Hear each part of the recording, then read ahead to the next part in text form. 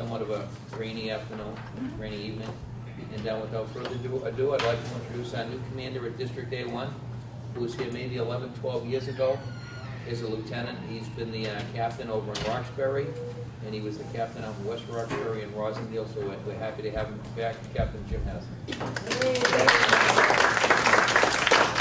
I was actually here 9 years ago. Okay. I left in 2004, but I was here from 98 to 2004. I was 7 years and participated in lots of events in the North End.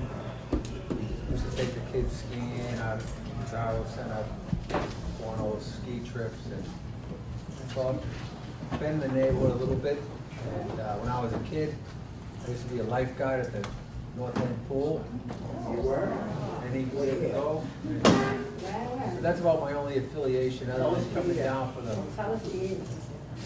Tell you years. When year you worked there? Oh, when I was about 15, so 2005. Yeah, actually, yeah. I was 15, yeah. What was your last name then? Hasiди? No, yeah. That was during the disco era, and Disco. they used to blast that music all over the poles. Anyway, I'm happy to be back to District 1. Like Tom said, I've been a captain for almost 10 years. I was 3 years in Roxbury, and, 7 years in West Roxbury. So I have a little experience in being in districts.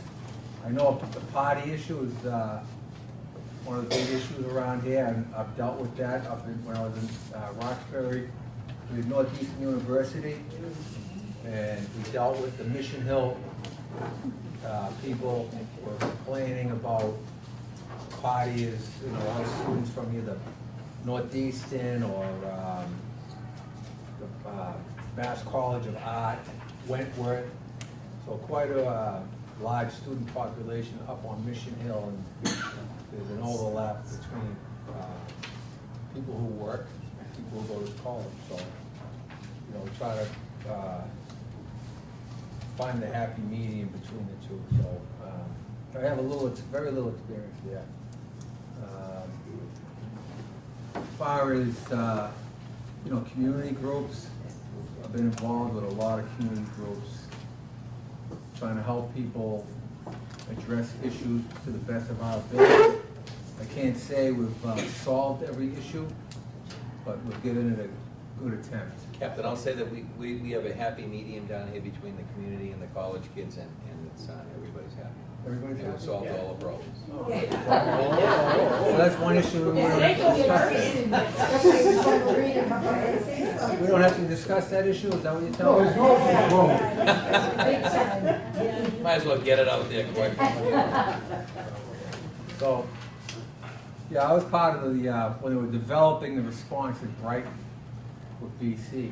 So I was part of that because that was when I was in the northeastern area. So, it all started with Commissioner Evans now. He was really the initiator of responding to that issue where the residents live. So, about documenting party calls and notifying the colleges, holding the colleges accountable for the behavior of their students. And, like I've found, some colleges are more receptive than others, so we just try to keep applying pressure. And, but I don't know how the kids I was saying to Tom, how they afford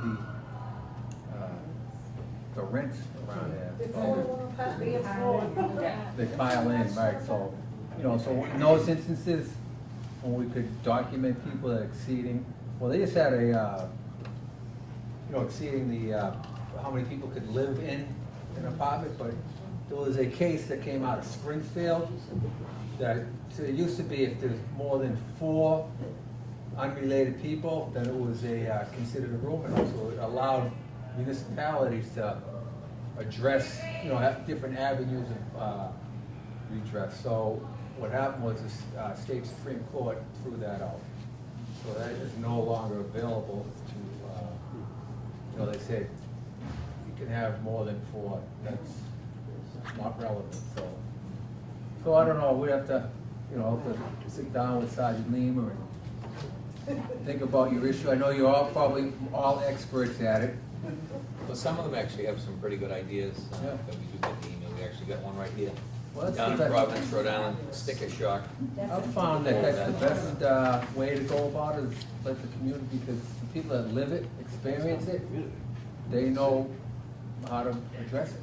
So, because they've thought about it. And, as long as it's legal, it's just, We did have an issue with hornet spray a couple of meetings ago. Yeah. that doesn't Figured work. that I wasn't tried right. that Wasn't the right approach. hornet spray a couple of years ago, that, I found that didn't work. Oh, it works. He said it works. So as the captain said too, out in Boston College and BU, that's sort of how it really got started here, was that whole, Yep. the ride-along issue where you'd have, The school administrator, yep. yeah, and then there was just a response to the dean of students. Suffolk originally had a Nancy Stoll, and when kids started moving into the neighborhood, not that the school was in denial, but they really thought that, well, it's not on our campus, it's not in our dorm, so we really don't have that type of responsibility in the neighborhoods.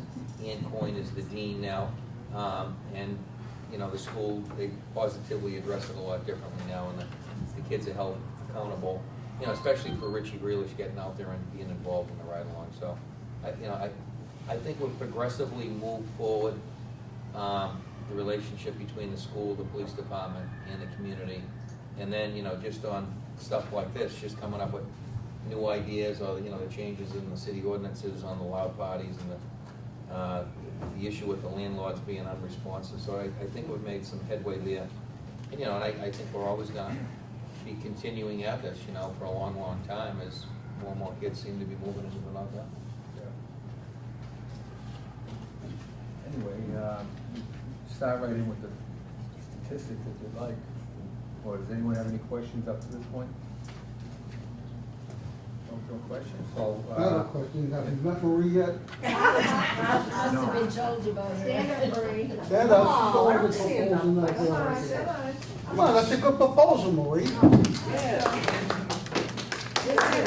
Marie normally waits till the last 5 minutes of the meeting. I just wanna see when these $500 fines are gonna be put out. I know. That's what I wanna see. Second visit. How's it? Oh, this one's Yeah, that was fine. Is that something that you can just automatically do, or do you have to get some sort of? This was just like, it was a city council, I believe, proposal on this. Yeah. They So we created have an to go, ordinance we on have to it. write something up. and- just like they do that with false alarms now. So if you get an alarm call, so they'll give you three false alarms. After that, you have to stop paying. So I think it's, I don't know, it's $50, and then it goes up to $100, and so it forces the people to, fix their alarm. You can't be racing off the false alarms all night, so it's very similar. So, basically charging for the services and with a little penalty attached, so. I know another thing that we used to try, I think there was a little issue with there's a lot of students have this confidentiality going, the parents can't get their grades unless the students sign off, they'll take a parent's money for sure, right? But that's about that's where the relationship ends. But, so one thing we used to try to talk to the parents, the schools, let us notify their parents, let them know what's going on, so, get everyone involved there so that they know what their little darlings are up to, so. But, if you want, maybe Sal Martina could, Sal could, if you think this is something that you wanna go down. 'Cause that's not something we just. You have to add that to an ordinance. it's over. Right, exactly. You have to make it part of a law, Boston, city ordinance. They just passed one about with the signs the first time, and all that kind of thing, but it's not as high as that. That'd be perfect. That's Sal's, of course, that's the nuisance ordinance that he championed, and then we can hopefully slap that right onto it. That'd be the way to go. So the fact that we already have an ordinance on the same subject matter. Yep. This is just Yeah, like, no, if Hey. you can up it and put it on the front door, I think it's a good thing. Yeah, all right. See, one of our biggest problems is absentee landlords. Yeah. And that's a big issue. And the other issue that we really have is from the time that we put in, we make the phone call to the time that we get a response. Right. That's And I unfortunate. mean, in one sense, we're fortunate because we don't have the heinous crimes that are going on elsewhere in the city. But on the other hand, if the response was right away, then you'd nip it in the bud and it would be over and done with. But, you know, you call out, you ask them to stop, they know no one's gonna come, so they don't pay any attention. I mean, I had that happen to me last month. Yeah. Well, sometimes, you know, as you've probably been told numerous times, that it's a priority system. And when there's people endangered, they have to respond as opposed to a party call. But I know they hire officers just for the North End on Thursday, Friday, Saturday. So that should shield them from, you know, calls, but not all calls. Someone, obviously, you would want them to, if someone was being assaulted or Of course. B&E, you want them to go to that first, but that's the reality of it. Well, I had neighbors next door, they were already drunk, they came back, they were up on the roof running back and forth, and they're throwing things back and forth on the roof. I have skylights on my roof, I'm watching them, and I had called, Yeah. and whoever answered me said, we'll send someone right away. Unfortunately, they didn't send someone right away, and by the time the patrol car was coming down the street, you know, some of them were walking out of the courtyard, and, police officers, you know, said to me, I said, you're late. I mean, you know, the party ended, and what can you do? But I mean, there's no fence up there, there's no anything, they could have just walked right on my roof, they could have fallen in the skylight. And I mean, if they fell off of my roof, then I'd be responsible. Yep. Yeah.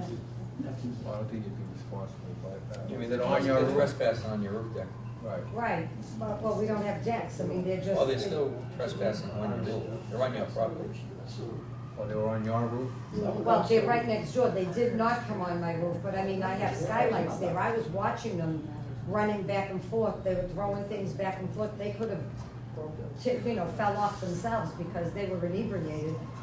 Yeah. Is it, now, how did you call it in? Did you call it I in? called the party 911, or- I called 911, and they said that they would send someone, and, I said I was alone in the house. Did you I- call it, is it a party though? Excuse me? Did you call it in, is a party going on over there? Yes, and I said there were people on the roof, they were drunk, they were running back and forth. I explained the whole situation. The officers that came down, the two police officers that came down, said to me, we just received the call. And I said, well, I have it on my cell phone, if you'd like to see what time I called it in. Yeah. Yeah, I would think that them being on a roof without a fence, you know, that would up the priority. but- I would think so, but it was well over an hour Yeah. before these two. We'd have to look into how that was called. What was the date on that? Well, Well, let me see if I can. all right, see. while you're doing that, so we'll, Captain, we'll do the crime stats, go over the databases, and then we'll open it up for question, and we'll get into old business, new business, and then we can get into this, new idea from, Marie. Sal Lamartine, I hand delivered that Right, to Sal Lamartine, Right. that information. when I okay, find it. all right. Okay, so we can look at the crime statistics for the last 30 days, yeah. So let's see here. Homicide, 0, sexual assault, 0, which is obviously good. Especially, I know the history, a little bit, not all of it, a little, just from watching the news. That's good. Robberies, you had 1 robbery. That was on October 4th. The 59-year-old male was struck from behind, and his wallet was taken. He was on Battery Street, and they attempted to take the cell phone, I don't know why they didn't get it, but he didn't see them. So no further information on that. So then they fled. But the What good time of news- the day? What time of the day? That was, at 9:40 p.m., or 9:45 on October 4th. So the good news there is, you haven't had another one since. The detectives are investigating it, but there's really not a lot to go on. They were looking in the area for cameras, so they could identify the suspect, but they weren't having a lot of luck there. Aggravated assaults. Okay, we had one, and that was domestic violence on Salem Street, and we made an arrest on that one. What's that? What happens when you do the overall cover sheet, Yeah. which one are you looking at? Oh, which one are we? Aggravated assault. Aggravated assault, Oh, four I'm sorry. down. So, Looking at this. yeah, just so again, on the last 30 days, we go off of this sheet. Oh. And then on this sheet right here, it's a comparison of month to month from this year compared to last year. It does get confusing, Okay, and it happens at all of our meetings. Yeah, all right, thank you. Wait. no problem. Breaking and entering. There were two breaking and entering, and one attempted break-in and entering. So,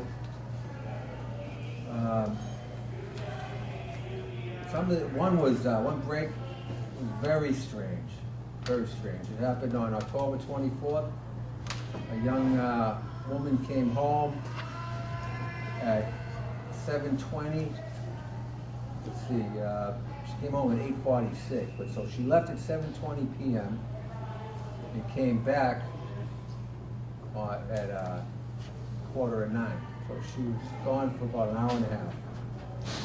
And when she came home, she found a pair of men's shoes, socks, and underclothing on the floor and table of her apartment. Very strange. Victim states she lives alone, and no items were taken in her apartment. What's that? I don't know, maybe they were thought they were in the wrong apartment and realized it later and said, oh, I'm not going back there. I mean, I don't know, so I think they should really code that one as investigate property, because it's so strange, nothing was taken, guy's socks and sneakers. Because I thought there was quite a few really strange crimes this month. So then the other one, that was on Hull Street. So now Beanie residents on Hanover. How do you say that? Hanover? Hanover. Hanover. Hanover. Hanover. Well, that's the new name, right? So, another young woman, 32 years old, came home. She actually went on vacation for a week. And when she came back, this is another strange one, broke into her apartment and stole all her jewelry out of her jewelry box that she had in the closet. She found it strange that only one box was targeted, and the jewelry and the other box that was sitting in the closet were not disturbed. So they took one and not the other. But she did have a contractor. Right, I mean, in the old days, they take everything, right? Now they just take half the stuff. I don't know. But she had a contractor in there rehabbing her bathroom, and she thought maybe that might have something related to that. One jewelry box, I thought that was strange. What's that? Might have heard a noise and went away. Didn't have time. Yeah, maybe.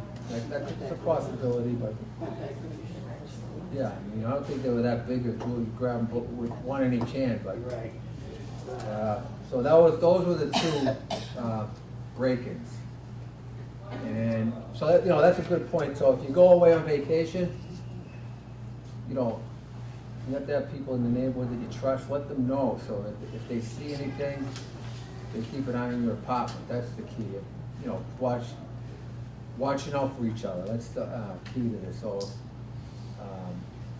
if someone knows you're on vacation, and they see a light go on or some movement, you know, they'll know something's amiss, so.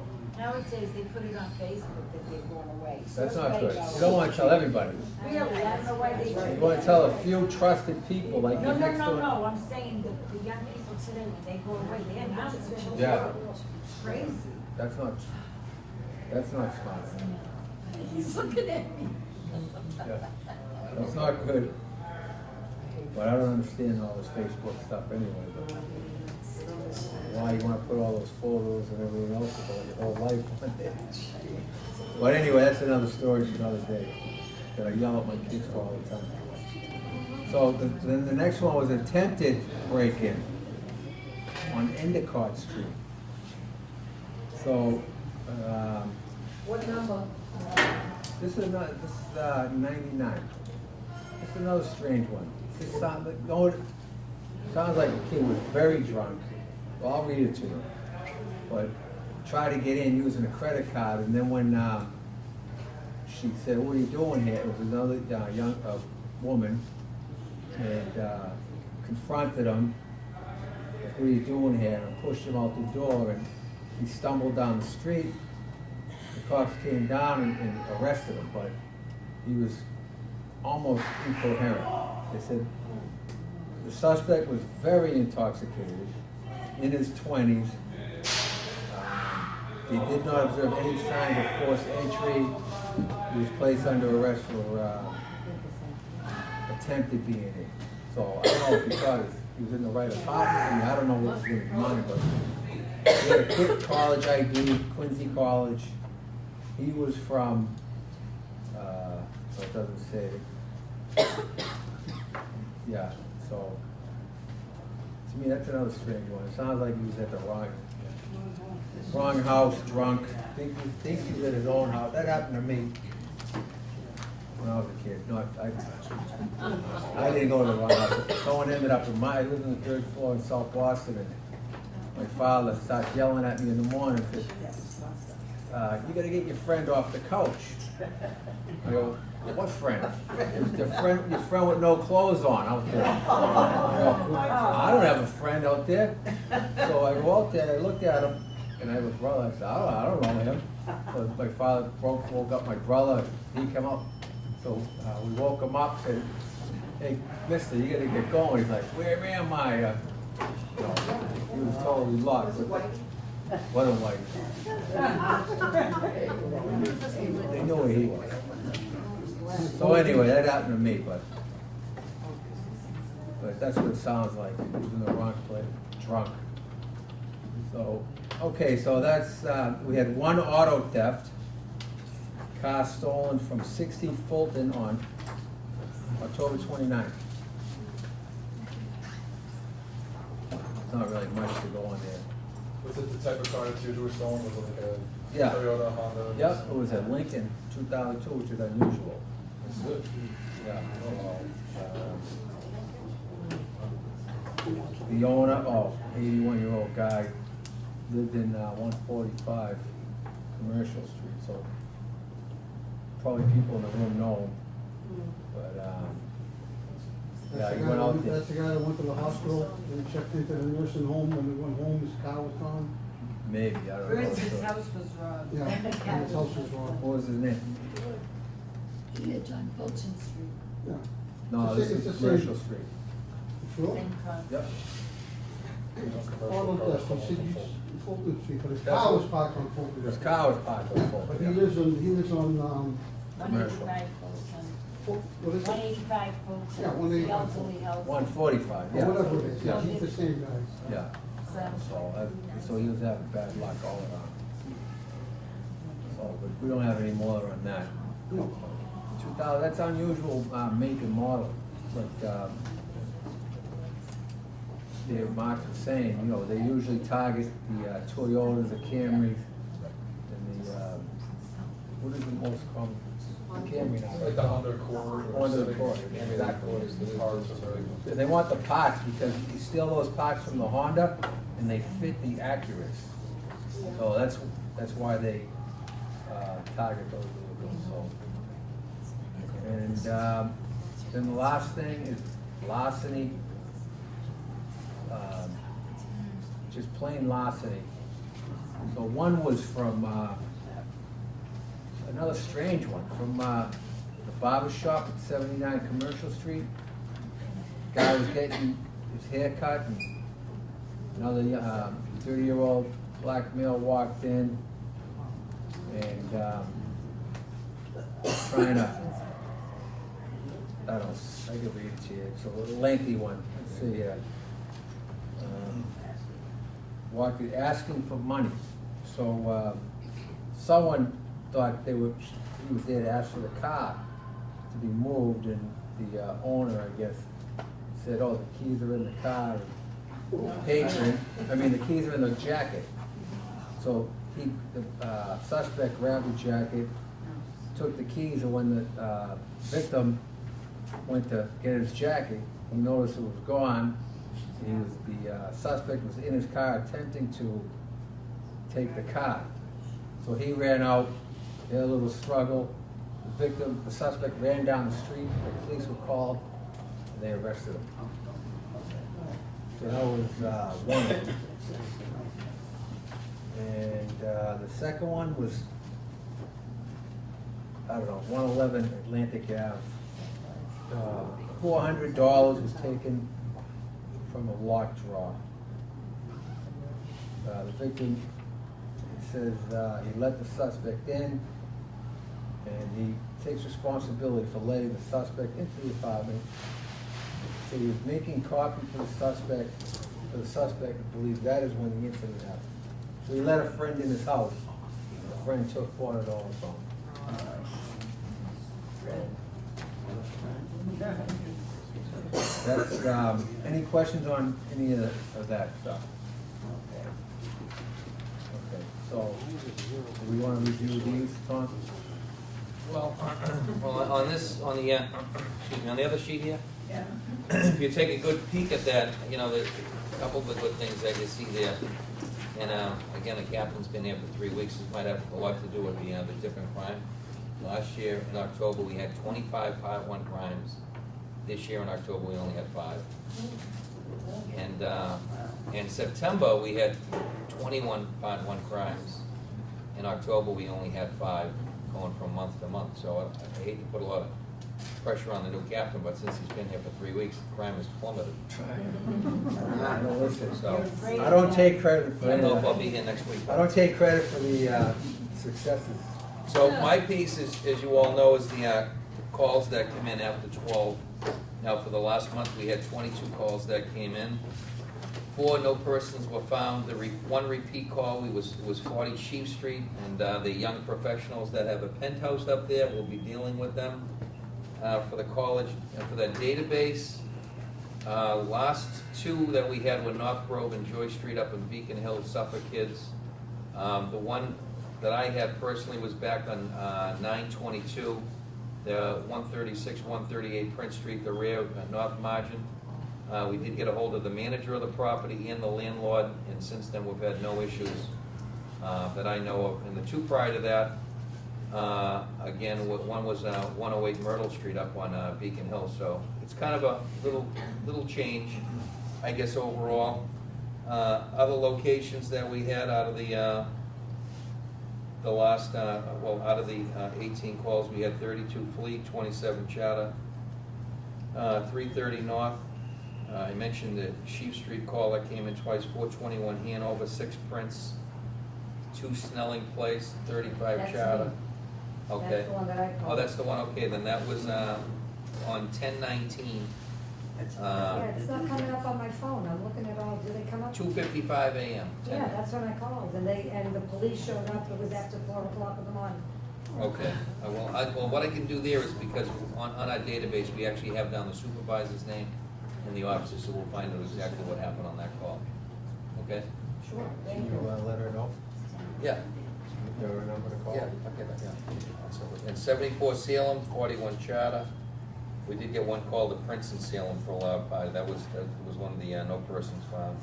14 Foster, 408 Hanover, 161 Endicott, 47 Commercial, 416 Hanover, and that's it. And, I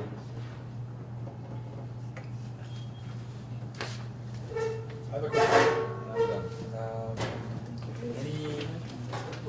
Any issues in the North End on the day of the Red Sox parade?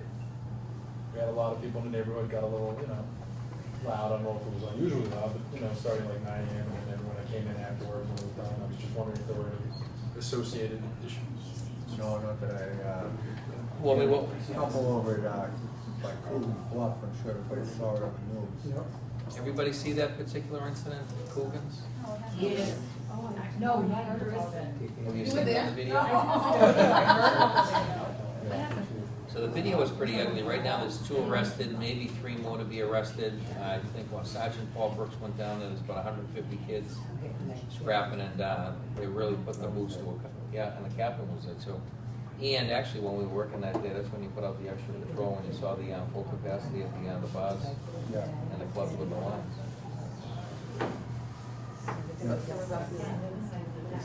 We weren't in town. No, it was after the, well, what happened was, we had the Red Sox rally parade, Right, and the good move was starting at 10. yeah. That was a great move, because the kids, and the people coming in, they're going to drink. Right. So, they start at 8 o'clock, any way we look at it, as much as we try to convince them otherwise. So, we had the parade at 10, so they weren't as inebriated by the time they got to this part of town. Generally, it used to start at 12, by the time it got here, it'd be 1:30, so they started drinking at 8, so they had a good 5 hours of drinking up there. So anyway, that was a good move by the Boston Police Department and the mayor's office having it at 10. So the parade came and went really quick. I was surprised how quick it got to this part of town from Fenway to the Mass General area.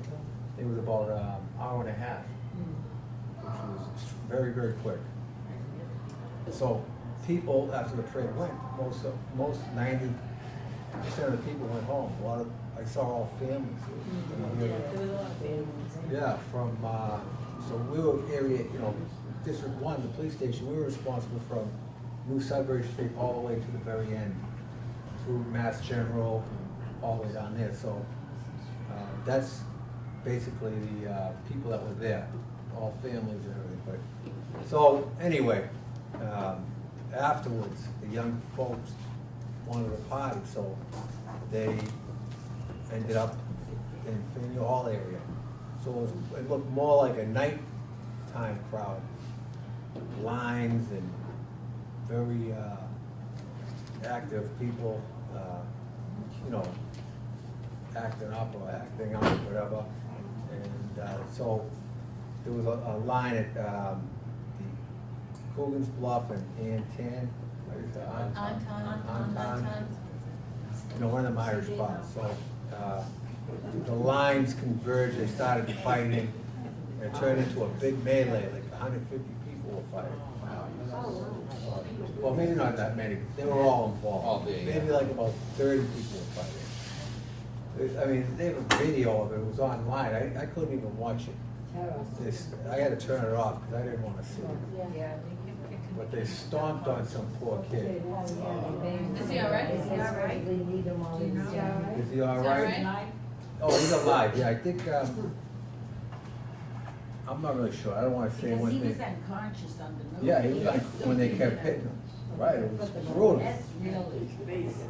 They need him while Do they know he's what- down, that's for He what was reason? knocked out and they kept, Yeah, yeah. that's why I had to turn it off, I couldn't watch it. Do they know why it started or what? Just the crowds into acting, bumping, I think it was an allegation of, maybe, it was a fight previously, a few minutes earlier, with over some girls. And then somehow, it's really a convoluted story, so I'm not really sure. So that's what happened. Other than that, so we had extra patrols on in the area. We tried to, so we were able to keep everybody. We went around, talked to all the bars, told them, either control your lines, don't let it get too big, start blocking the sidewalks or get in the street, so we went around monitoring them for the rest of the evening, so basically quelled everything, but it was unfortunate we did have that one incident, marred the whole day, so. But that's what happened, so there weren't any incidents down the north end that I'm aware of. Yeah. We had a lot of foot traffic, but the end of the street was mobbed, you couldn't even, but they were all families, and they didn't have things quiet. Yeah. For the million plus that attended, I mean, Yeah. the bars, I know Kenmore Square was popping, with no major incident, but that, as the captain said, that one Faneuil Hall incident, it's good that 2 have been arrested, and I think they're looking for possibly more. 3 more. Yep. What does community disorder mean on the stats? I guess it doesn't mean loud parties. No, that's a, The number is 0. Where are you reading We'll be on the sheet right here. On the first sheet. that? This one here? At least we have a hate crime. Yeah, no, yeah, the community disorder, that's a unit, where, hate crime is. So if, any type of crime that has a bias attached to it, whether it's someone's, ethnicity or racial makeup or sexual orientation, and if that is the motivation behind the crime taking place, then they have a specialized unit to address that type of crime.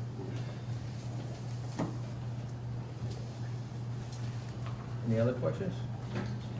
What came of the calls that you mentioned, like on Charter and stuff? You just went to the addresses? On, Some on Charter, like 27, 41, 35. 41 Charter was a 12 call, which means the officers went and they basically did a service rendered that they addressed it and it was cleared. So if it potentially was problematic, we're, we got multiple calls, there was problems with it, we'd switch that over and we'd fill out this form right here. I know I've gone through this before. This is the one that goes back to the captain's office, complaint location, type of call, allowed party disturbance, fight, other. The officers that responded, the date and time, did we file a report, what city ordinances were issued, if any, citation numbers, was there a complaint filed against the party, if they were arrested, what type of charge, tenants' names, students, young professionals, get their names, date of birth, their student IDs, what college they were from, and then we put down the observations made at the particular scene. But we might, even on the database, on the last 2, even though there were, 2 of them were young professionals, we'd still put that in there on the database. Make sure we get the flyers out, if they were the owners, if they're not the owners, contact the landlord. And the bottom line, the proactive piece is to, is to believe that after we do all that, we won't be responding back to that location. So I guess part of the reason of going over the addresses too is just to say, well, we didn't go to, 153 Salem Street 8 times, because then everyone would say, you went there 8 times, well, what did you do about it? So, the only repeater, like I said, we had was 40 sheep on the young professionals, and we're dealing with that. Did you say that 40 Chief, was that did you mention it was it was a penthouse Penthouse. condo or penthouse? Okay, any other questions? Marie, did you want to mention the sticker shock? You wanted? No, I hand delivered it to Sal's office, Kathy Carangelo took it, and I just gave it to the girls at the end of the table, Nicole and Maria. And I give Marie a lot of credit. She, over the past several months, has really worked very hard to see what other cities and towns, not only in our state, in other states, on how they're dealing with not just loud parties, but problematic students, problematic properties, landlord problems. So this is another one that she found down in Providence, Rhode Island, where the tenants, if the police continue to respond, they'd actually be fined $500. So again, something to look. I can't take credit for that, Captain, because a farmer not been woman who lives down here knows what we're going through. I sent you around Matt's, video, and she just sent me that in the mail, and I We made copies can't of hear it. you. She said that she had a friend down in Providence that sent it back up here. Sister. So it says, quote, the big quote here was, the goal is to have the landlord and tenants be more responsible, which is what we expect here, and they will enforce the law strictly. Could you tell us what else your friend found in other cities or states? Like any- No, she happens to live in the, Right. actually, she lives in Johnston, Rhode Island. Yep. But that was in the Providence paper. Right. She mailed it to me because she thought they had a great success, the police, with these students, or whatever, down there, so she sent me that, and I made copies. I'll I'd tell you, like I to was report a loud party in the corridor, so if you check it out. Loud party out there. Oh, they have a big basketball tournament, and unfortunately, all the snack machines are down on the first floor, so they're bouncing up and down like bells. It's a small party. All good though. That's a back hall, that's why you can hear it so loud. That's actually up on the second floor. Okay, I guess that's a wrap. Okay. Thanks everyone for coming.